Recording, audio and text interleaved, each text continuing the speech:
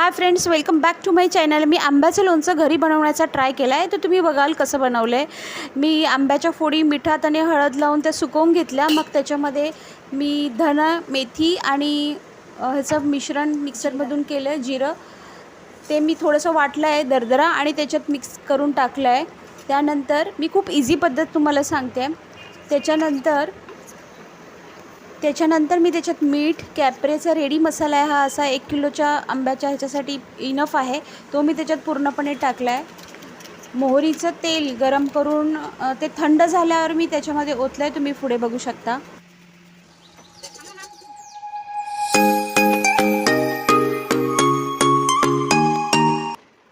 मोहरीचं तेल पूर्णपणे थंड झाल्यावर त्याच्यात टाकायचं आहे, मिक्स करायचं आहे।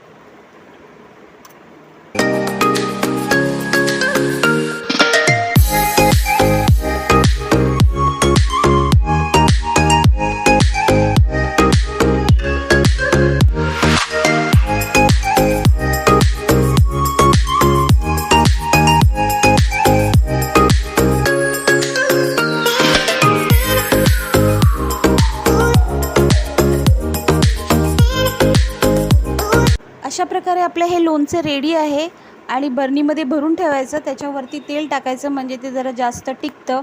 तर तुम्हाला ही जर रेसिपी आवडली असेल तर मला लाईक, शेअर आणि सबस्क्राईब करा, म्हणजे मी असेच व्हिडिओ टाकत राहीन। बाय।